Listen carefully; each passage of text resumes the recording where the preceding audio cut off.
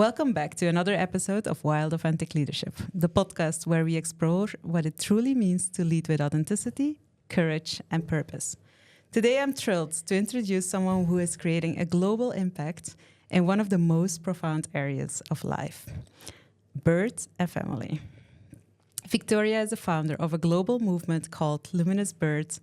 As a pre- and perinatal educator, authentic birth witness, and fertility and preconception coach, Victoria supports women and couples from the time of preconception to cultivate families who thrive in love, health, and sovereignty for life.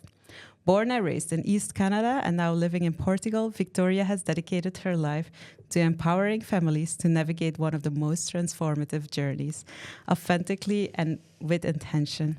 Today's conversation will dive into what it means to embrace authentic leadership in a deeply personal journey of birth, how we create authentic birth experiences that honor our individuality, and how to help our children stay connected to their true, authentic selves in a world full of expectations. I know this conversation will inspire you to rethink the way we approach not only leadership, but life in itself. So let's dive in. Welcome, Victoria. Wow, thank you so much, Charlotte, for having me. So to kick this off, what are like the lessons that you've witnessed and learned throughout your work that when it comes to authenticity that also apply in leadership? Wow, yeah, that's a great question. I don't think that authenticity and leadership, you can't have one without the other, can you? I think that authenticity is the highest version of leadership. And I don't think that we can talk about leadership without really talking about self-leadership. In my experience,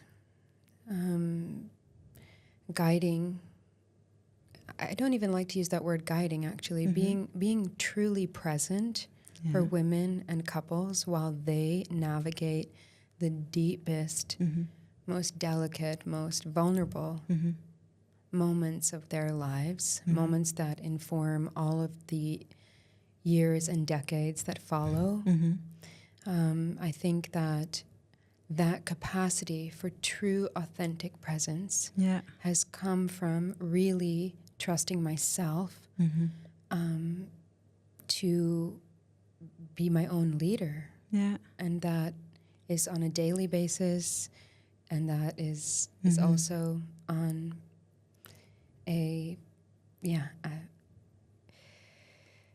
being connected to instinct, I think is a good way to put it. Trusting our own leadership. Your intuition, your instincts. I had a conversation lately where we talked about how we can help others to prevent certain, it was put as mistakes. I call them as learnings. Yet my belief in authentic leadership is not to make people have them avoid certain things. Like, it's no more to like be there as a witness, to really authentically witness, be there as support, empowering, motivating, being there to sit with them in the mud, but cheer them on as well. Like, we're not there to walk their path. Everyone should walk their own path, but we're there to like support, witness, and just let the transformative journey, what birth is, but also building a business is, let it unfold like it has to unfold without, from the outside, an external force trying to manipulate the journey that is authentically unfolding there. So that's where I see it coming as an overlap a little bit. But also, birth in itself, it's probably one of the most impactful experience of life. How did you become so aware of okay, I'm here as an authentic witness? Like, how are you supporting people? How do you support them in this transformation as individuals towards really a family? I love that question, and I just love this conversation so much because it goes without saying that our children are our future leaders. Yeah. They're our future healers. They are our future innovators. They are our future politicians. And we can talk about the new human. There's very advanced, highly sophisticated beings coming to planet Earth right now, coming on purpose, just like we did, to help teach us a new way of being in the world. That goes without saying. But I believe that the cultivation of the new human, we could say our future ancestors, our incoming leaders, is a real inside job. So we cannot create humans who trust themselves and are self-directed in their leadership if we don't trust ourselves, but more than that, if we don't trust them. And all of the most advanced pre and perinatal sciences shows up what I believe we all inherently know to be true, which is that all human development, we all began developing pre-conception. So that means that all birth preparation begins long before conception. And you could actually say that all parenting ends at the time of birth. Human beings are being set up. All of the physical, emotional, spiritual, the psycho, neuro, immuno, endocrine development is all happening in utero. And it is all of our beliefs and the beliefs of even the family system, the community, all the energies that are coming in forming, all the energies, the beliefs, the mentality of the humans that surround this developing baby, predominantly the mother. But she's taking in all the energies of her partner, of her friends, of her community. All of that is the information that informs human development. So if we are continuously outsourcing to friends, to midwives, to doctors, it doesn't really matter who. I don't want anyone outsourcing their power to me and looking to me to somehow tell them what is best for them or their baby. But if we are outsourcing to any external person or thing or source of information to gather information about what's best for myself, my body, or my baby, then we've missed the mark. We must really come back into recognize that we were all born leaders. None of us needed to read a textbook to learn how to grow our fingers and toes and organs and limbs. None of us needed to get educated in order to learn how to process information and organize that inside of our systems. We already knew how to pioneer our lives. We knew exactly the moment to spiral into form. We knew exactly, precisely when our time was here to get born. And that kind of leadership continues today. But if the people who are informing our development, who are interacting with us, predominantly the being who's housing us, our mama, if she doesn't trust our own inner wisdom for all that concerns us, if she doesn't know how to hear what the unborn baby is saying, then imagine you're the leader of a whole organization and you're making calls and you're communicating absolutely clearly and you know exactly what is best for this whole system. But everyone involved is just looking over here and they don't even hear you.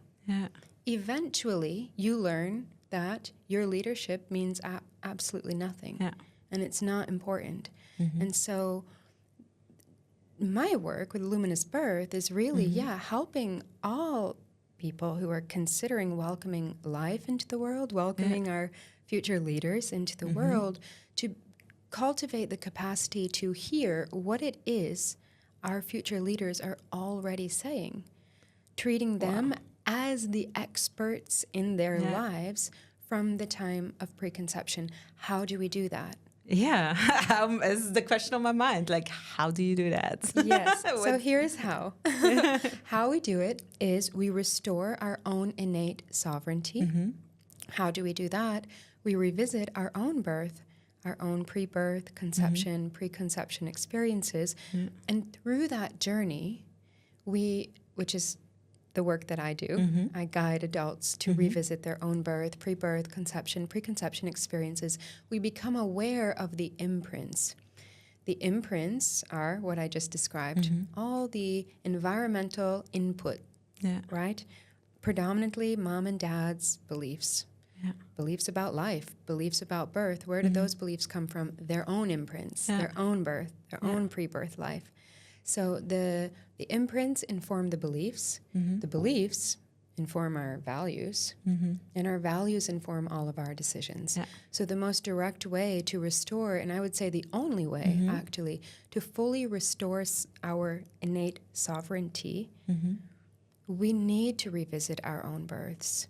We need to revisit our own pre-birth and conception experiences in order to become coherent of what our own pre- and perinatal imprints are, because that is what is informing all of our beliefs, all of our values, and therefore all of our decisions. So I think there is a lot of studies out there, and it's more common knowledge that like those first 7 years of a kid's life are the most important when it comes to like beliefs and how they develop, also how the stories that they tell themselves, like if they can stay true to themselves or they try to be they mold themselves into what other people expect from them. But you're telling like it's not this 0 to 7, it's way before, even before conception even.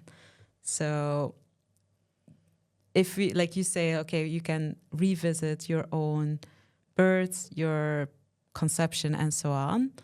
What are like practical examples? What are the stories that you saw, how it's developed and changed someone's life from doing this?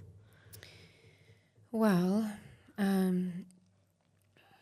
to tune into a few stories, I've conducted this for many hundreds of people. So one thing I'll start to answer that question is to say that when we are born, when babies are born, so I also specialize in newborn and unborn communication. Babies communicate very clearly in all kinds of ways. They may not have their mother tongue language yet. They understand it, but they don't yet speak it. That comes later. Between maybe age 2, 4, babies really start to talk, communicate with language. At birth, babies communicate with body language, with cries, with all of these things. They're telling their stories elaborately from the seconds they arrive. They're telling their story, their birth story is much different than mama's birth story. Mom and baby have different stories. So this is important. Even if mama experienced birth as the most pain-free, blissful, euphoric, transcendent experience, baby has a different story.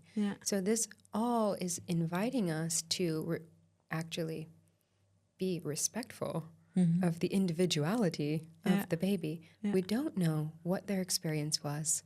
They had probably what felt like, I know for me, my in utero experience felt like lifetimes. So much happened. So much happens before we even implant into our mother's uterine lining. It is a massive journey. So babies are telling that story from the seconds that they arrived. Imagine you just got back from the most heroic journey you've ever been on. It's like the dragonfly. It's metamorphosis. It's a mutation. You're a water being, and now you're an earth being. You're experiencing gravity for the first time, everything. You're not talking about it. It's the only thing you can talk about. So babies are telling their stories. And that continues over the hours, the days, the weeks, the years. And we continue to tell our birth stories to this day. The way that we are experiencing life, in fact, that is birth memory. That's what birth memory is. And we could go further to say that birth memory is also the way in which we are interpreting our experiences. So to revisit, to become coherent with the imprints, literally reorganizes every area of your life on a fractal level. It changes the way you're experiencing the world, the way you're responding to different scenarios. In business, it's amazing because it's not that our imprints are going to stop arising. No, it's that life itself becomes a transcendent experience. It's not if our birth imprints come up, here's what you do. It's when they come up, there's an opportunity to transcend. So I always tell the story of my own self. One of my many birth memories are that I was being born on call, which means I was still encapsulated by the membranous amniotic sac of my mother. And and as I was emerging, the bag bulged first, and the doctor ruptured that membrane. So for me, what was a very focused, I initiated my own labor. I knew exactly when my time was. I made that journey. I instinctually navigated all my birth sequencing until the point where I was emerging. And at that point, there was intervention. Prior, there was no drugs. There was nothing. I self-directed. And then at the very end, the bag was popped. And so what was a very instinctual navigation with precision, with instinct, became a sudden slip and slide. And so for my own self, this repeats all the time, personally and professionally. Ideas, clear. Timings for me, it's my superpower. Being able to see the trajectory of what needs to happen along the way to get to where we need to go, I can see that. I have amazing discernment. And then somewhere near the end, right before I'm about to become successful or hit a goal, I literally recapitulate. I create a scenario whereby I need a thing or a resource or someone to help me. So over and over and over again throughout my life, I have this incredible opportunity to remember, wait, actually, Victoria, you are the only one that can do this.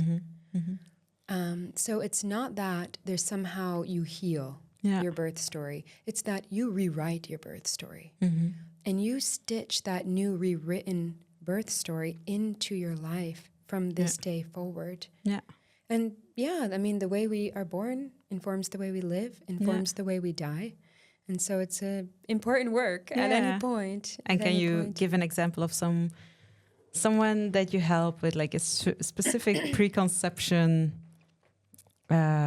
story, something special, and how that translates in the way she gave birth or how that the family developed? Yeah, sure.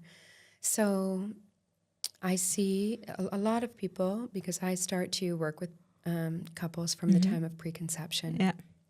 And basically what's beautiful is, I never like to say, you need to do this work before you conceive, because to me that perspective is a total reiteration of the pathological medical model. You need this in order.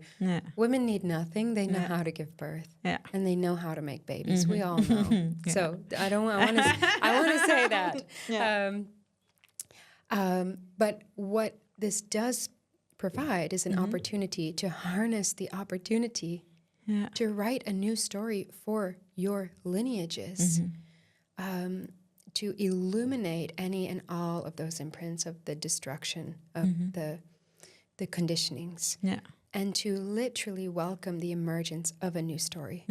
That takes leadership, because to me, leadership is you're going to do something when everyone else is saying don't do that. And in birth, that gets really quite interesting, because you may have a bunch of people, a bunch of experts telling you that if you do that, the risk of infant mortality of your dead baby goes up 60, 70%. And in that moment, you need to be the leader and do the thing. And that requires radical confidence. That's like an unwavering trust. And that's a moment where you go, thank you. I can see why you think that's important. I pass. Yeah. Thank you. Ciao. Yeah. So yeah, with parents who are, I love working with parents who are think that they are struggling to conceive, think that they are facing fertility challenges, because it gives us an opportunity to embrace the preconception period. Yeah. Right? Yeah. So in some cases, there is a perceived difficulty to conceive. And what I've seen many times, again, there's hundreds of examples. So and everybody's experience is different. If you're listening to this out there one day and you think you're struggling to conceive, this isn't necessarily why. This is one story of many. So I was working with a woman who had been trying to conceive for years and years. And her partner were deeply in love, and this is a very difficult journey for many. And of course, when she came to me, I'm very optimistic, like, oh, perfect. This is wonderful. We have this opportunity. Let's actually begin to tune in and hear what your baby's saying. Yeah, because you mentioned that before, like there is also a part of what you offer is also learning to listen already to the babies that still have to come into this world. And right. Birth is always, it's never not working. It's never not working. It's always working. There's an unseen intelligence. Like a family must get set up. Things need to change. Yeah. And things need to reorganize in life. Our beliefs, and so the consciousness of the incoming souls, even before they enter form, they begin to influence us. They begin to orchestrate their lives, and we can tune into what that is. We can hear what they're saying based on what's coming up in your relationship, what's coming up in your body, in your feelings. Can you give some real examples of that? Like the families that you guided through this that were with you already preconception, like right. Some real life examples there. Yeah, so I'll go back to the example of this woman. So she was trying to conceive for years. And what we discovered is that when we revisited her own birth, pre-birth, conception, preconception experience, we discovered that after she was conceived, her grandmother died, and I believe it was the father lost his job. So these are two big life-changing experiences. So the mother loses her mother, huge loss, whilst discovering that she's pregnant, and the father loses his job. So even one of those things would be a very big deal. What that baby, which was the woman I worked with and 30-some years later, what she learned, because that's what imprints are, they are learnings that take place in our most sensitive primal period of development. She learned that if she engages her life force and comes in and is conceived, that basically she will create devastation for everyone that she loves the most. And so in that experience, we were able to go back and rewrite the story, which isn't necessarily grandma doesn't die and dad doesn't lose his job. It is facilitating a communication between mother-baby that says, oh, wow, sweetheart, you feel that pain, don't you? You feel that sadness. You feel that sorrow. It's excruciating. That doesn't belong to you. You don't need to take it into your body. But more than that, the key imprint here is, I'm not sad because you're here. I'm sad because my mama has left. And so we are reconnecting grief as actually the highest expression of love. And she could go on then to deepen that communication to talk about how now that this baby has made her a mother, she has access to this love, to this pain, to this loss.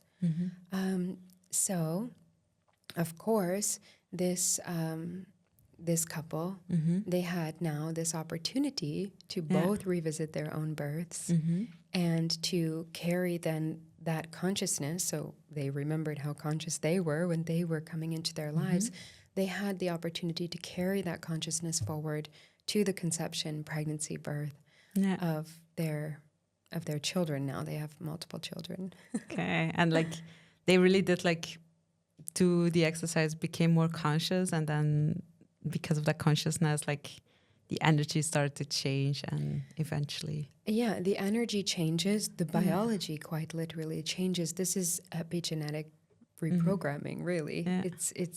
It's our environment and our beliefs are what actually determine what genes get turned on and what genes get turned off. So the beautiful thing about that is that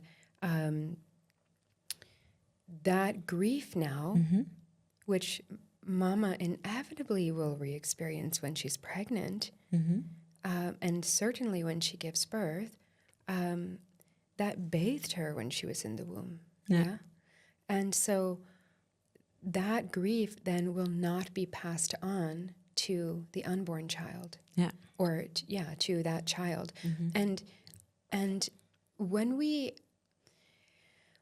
grief is an inextricable part of life. There's birth. None of us are, we all got born. We will all die. And I believe the other pillar of the Holy Trinity that makes us all human is grief. Yeah. It's an inextricable part of pregnancy. So if we're not partnered with it, and we don't have the capacity and the support to allow all of that to exist, to be authentic in that grief. As we get born, death is it's inseparable to getting born. Yeah. So many parts of us die over and over and over again. And if we cannot be with that grief, these are the kinds of scenarios that then create the need for intervention. And that intervention is a direct handing off of the trauma that came before us. Yeah. So with the right support, from that time of preconception, or hopefully starting at least in pregnancy, we have the opportunity to use everything that comes up. The reason I say I like to work with people who are perceiving that they're struggling with fertility is because, let's say with that couple, for example, if they had just got pregnant right away, that wouldn't have been addressed. Yeah. And what is birth? Birth is the opening of the heart. Yeah. It's called falling in love. That is what birth is. Yeah. And we have to go into the heart. We have to make contact with that grief in order for the heart to open. And when the heart is open in birth, this is when we birth humans who have a maximum capacity for love. And these are our future leaders. Yeah. Let's talk a bit more about the future leaders. Like you mentioned the way that we can already connect with the leaders of tomorrow, with the babies that will come into this world. I know you told me once, like you have, since you were little, like the capacity to connect with babies. But is there a way that people listening to the podcast can try this, see how it feels for them, like have a conversation with future babies, the leaders of tomorrow, and that we can also really, as a collective, welcome in those leaders in an authentic way and let them be their authentic self? Yeah, I love that question. We can all connect with our unborn and even preconceived babies, yes. And it's very simple. It's not complex. You don't need to hire anyone to do it. You just need to get out of your thinking brain and go into your body. And we need to restore the art of true listening, again, which isn't complex. It's really very simple. But just creating a space whereby you command with your own intention. Your intention is your command language. So command that everything you think you know and all of your monkey brain gets out of the way. command that, and then light a candle and intend that that candle is your channel of communication or whatever you want it to be. Again, it can be very simple. And maybe put some soft music, clear your energy in whatever way you do, from your day, from your week, whatever it is. Again, do actions that communicate, that demonstrate you are indeed asking all of your stuff to get out of the way. And then open up the dialogue. Have questions. Why are you choosing me as your parent? Don't think about it. Just write the answer. And writing is a really great modality because when we write, we get out of the beta brainwaves and into the alpha brainwaves, out of the thinking brain and into the feelings. So don't think, you just write. And it's beautiful to do this with your partner because he or she will write down their answers as well. And as much as you think you're making up these answers, you'll look at them afterwards and you'll go, oh, wow, you wrote that too? And you'll have very specific information that from your unborn or your preconceived. So you can ask, do you see any blockages that would be inhibiting your conception or your birth? You can ask specific questions. What is our path together? Is there anything you need from me right now? How can we make you feel at home with us? Another way to do this kind of communication, and this works for, I would say this is the most accurate way to gather precise information about your growing baby in the womb as well, which will surely give you more accurate information than some of our advanced technologies that we have, like ultrasound technology, is actually through drawing or painting. So you set an intention, again, create the space, clear your day, your month, whatever, your worries, your stress, clear it, and then come into your body, come into your heart. And if you have a question, maybe you're considered about, or maybe you're concerned. I have a client right now who's concerned about her baby's heart. And she knows that she can go and get an ultrasound. And there's a lot of risk in doing that. One of the main risks that she's concerned about with ultrasound is that it will inevitably put more stress on her pregnancy. And likely it will do what all ultrasounds do, which is give rise to the need for further monitoring and managing during pregnancy. And even if we find out some thing from the ultrasound, really there's nothing that can be done for the most part. So she's concerned about her baby's heart because of a hereditary issue on the father's side. And what she's doing is she is asking her baby, how is their heart? And she's painting. And as she paints, this is a way, because the baby is not communicating through your neocortex, your thinking brain. They are communicating through the intuition of the mother. We have to get out of the rapid brainwave firing, right? So the painting can be a really good idea. I recommend using watercolors because you can't correct as often and as easily, or pastels because, again, you can't correct, and it's not about being a good painter or a good drawer. It's about connecting to the unseen, connecting to the intuition, and then look at that and interpret it.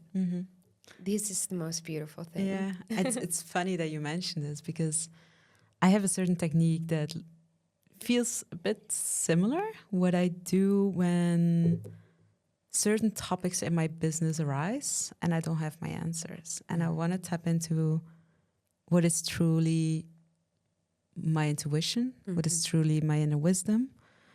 And the technique that I use is something I learned. I did a training in sacred sexuality, which is not really like Tantra, but it's like a training where you also learn emotional release, a lot about feminine and masculine energy. Like it's a very deep dive in personal development. And there is a certain exercise there, which I call the pillow talk. I woke up this morning, 6 o'clock, and I was like, I'm going to do the pillow talk with this specific question that I have about my business. What I do is I roll out my yoga mat, I take a pillow, I with the pillow on one side and I go sit on the other side. And then actually it becomes quite similar to the technique that you do. Like you really like quiet the monkey brain, like just whatever to-do list, like release it all, just be in the moment, like clear the energy. I had like a cup of cacao, can be tea, whatever works. And when I feel like, okay, it's quiet, it's really like I'm in my body, I ask my question and then I go sit on the pillow and I listen to how my body feels when I'm sitting on that pillow.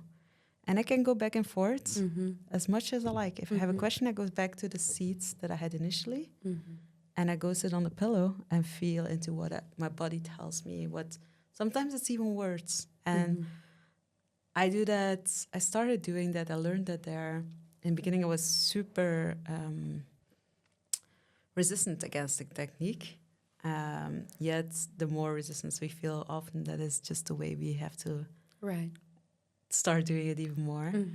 I started doing that with my back then boyfriend and like relationships, other parts of my life, and also more in business. So I feel like this is also a technique with the pillow. Yeah, it's very similar. It's just listening to what comes up, and however intangible it feels, like there you will, if you feel it, if you experience that, you will know it's true. So I absolutely love that technique. Yeah.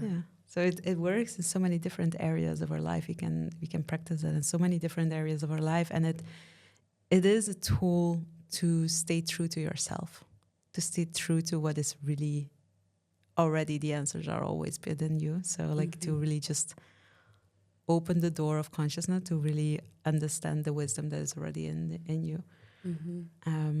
So yeah, it's beautiful. I'm gonna try that. Try it. You're making me think of something really that feels really important, and that is that parents are the ultimate leaders. I think that leadership, we could also say this is the path of the exemplary. Yeah. And conception, certainly pregnancy, and absolutely birth is imprinting not only the baby, it's imprinting the mother and the whole family, but predominantly the mother, of who she is as mother. It's a sacred rite of passage, which means it informs your beliefs about who you are from that day forward. Yeah.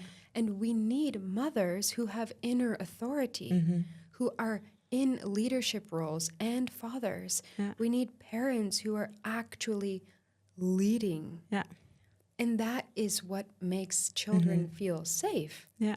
And that means that when the whole world gets shut down and now this is mandated and that's mandated, everyone will be able to, we need parents who actually go in and listen to their instinctual inherent wisdom and make that decision. Even and especially when everyone is saying, don't do that, it's dangerous. Yeah.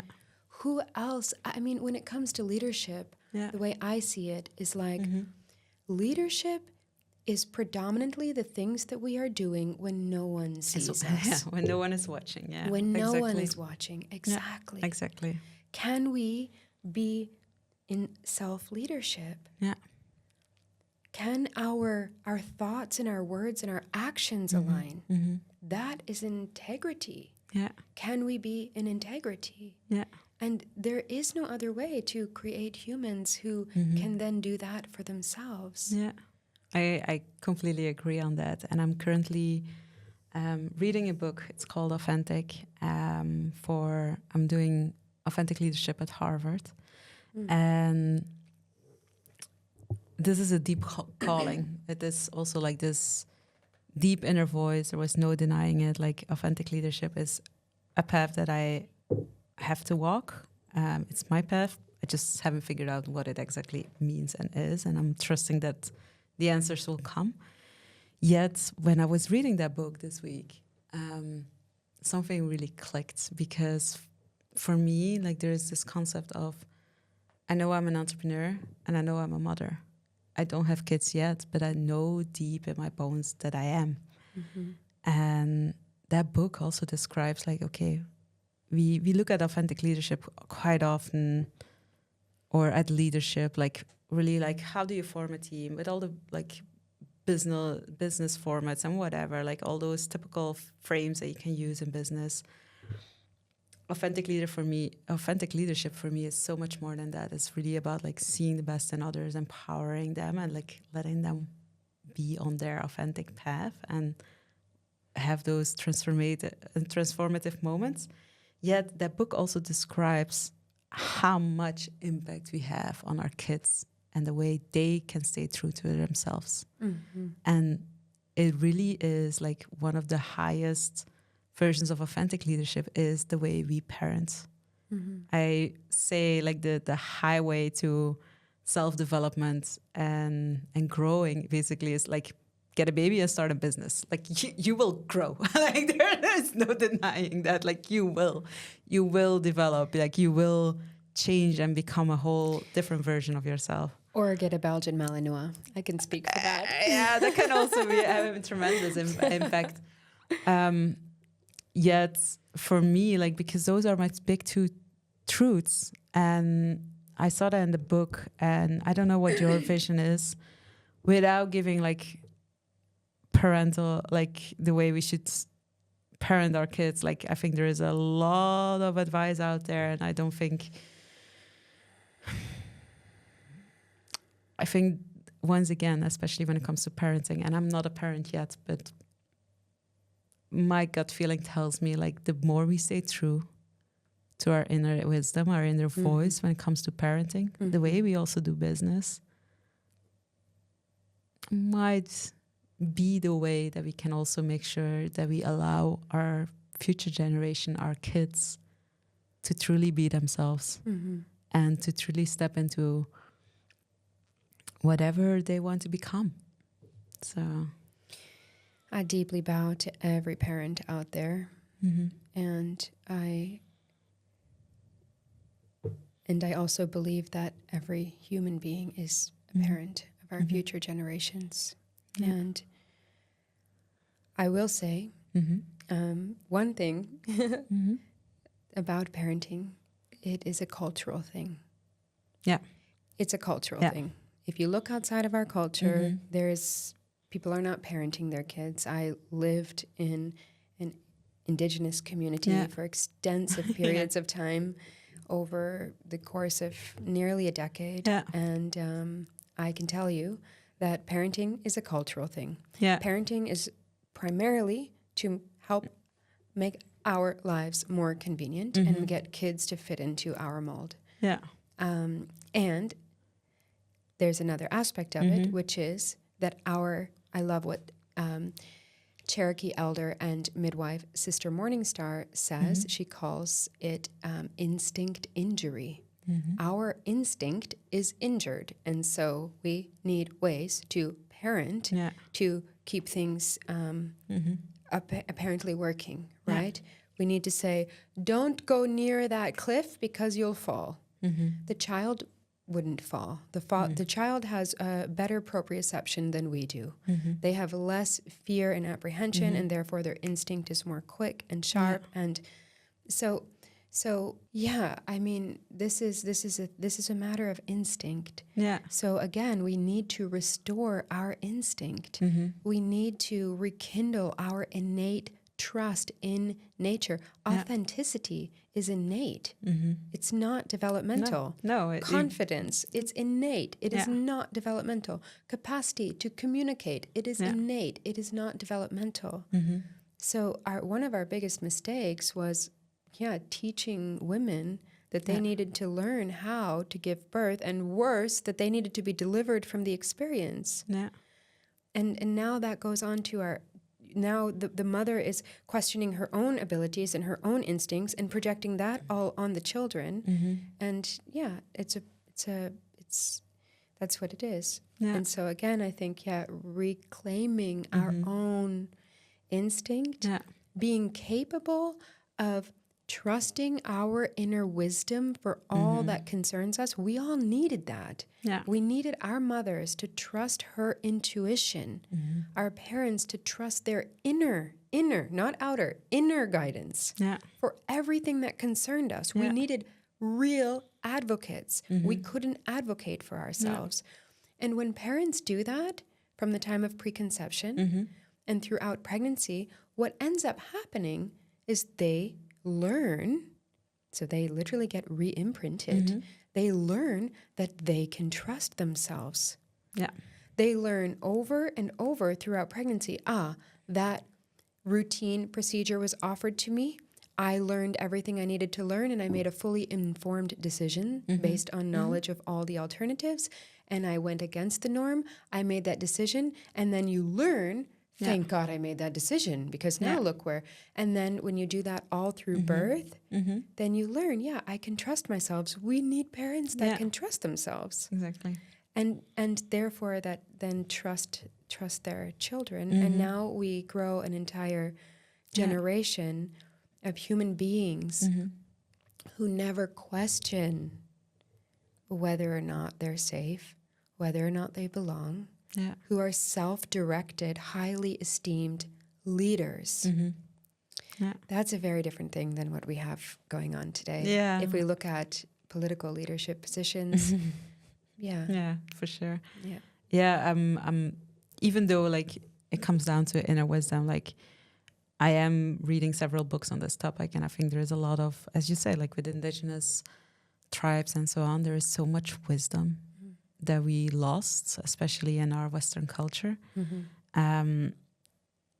It's super important to like follow your own intuition, follow your inner wisdom. But I also feel like there is a lack in society of just knowing there are different realities and different alternatives to what we saw. And a lot of people don't have that awareness that there are so many different possibilities out there of how we can parent. And also the things that our generation likely grew up with, or our parents were taught about, like parenting. For example, I read that like this technique of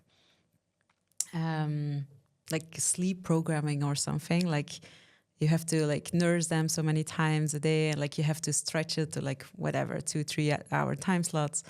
The reason why those advices are out there in the world initially come from a hospital. Don't ask me where in the world, but like it was during the war. There were hundreds of orphans arriving in the hospital, and they just needed a good system to feed them all. And we take that as our truth about how we should nurse and raise our kids. And we don't question those things because there is so little knowledge in our society that can spark this, maybe I should think about, maybe, is this actually true?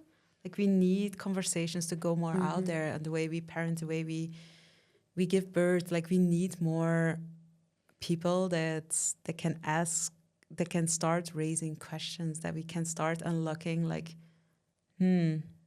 maybe this isn't fully true, and maybe I have to look inside for what is my truth here. But I also think it comes down to a lot of people just not having the awareness of whatever we were taught and raised. Like maybe it's not the exact way we should do it for our kids. Yeah, well said. A lot of the medical interventions that are still being used routinely in hospitals and in home births by midwives, these are things that started during World War II. For example, the eye ointment in the eyes. This started that they put on all newborn babies as routine procedure, this eye ointment, and it is very painful for babies, keeps their eyes closed, which is detriment to the bonding that needs to happen between mother baby. So it has lifelong, deep psychospiritual implications. They started doing this during World War II because things like gonorrhea and syphilis were so prominent, and it would cause infant blindness. But this is no longer the case. So, and if you have gonorrhea, or you have one of these sexually transmitted diseases, then it might be important to put something in the eyes. It doesn't need to be the excruciatingly painful medical ointment that they use. There's other options also. So anyways, it's not to go into educating about that. It's just to say that, like, if you actually know where these things began, it's like, oh, we're still rolling out this thing that we don't need anymore. But I think it's important that those stories, or knowing that where it comes from, totally, that we share more about it, so we can raise awareness about it. So I didn't know that, but I didn't know. So I'm learning something new here. One of many things. I think when we start to learn about these things, then it's also exciting. It's like, wow, we can give our children something else, something more gentle, and this is how we create peaceful humans. Yeah.